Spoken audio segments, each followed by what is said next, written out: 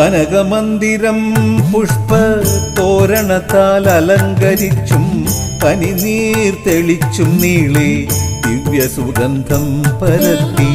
കനകമന്ദിരം പുഷ്പ തോരണത്താൽ അലങ്കരിച്ചും പനിനീർ തെളിച്ചും നീളെ ദിവ്യ സുഗന്ധം പരത്തി. വനദേവതമാർ വന്നു നടനമാടും ശ്രീകോവിലിൽ കാരണയിൽ മഠത്തിലമരും പൊന്നുണ്ണി മായേ തൊഴാം. വനദേവതമാർ വന്നു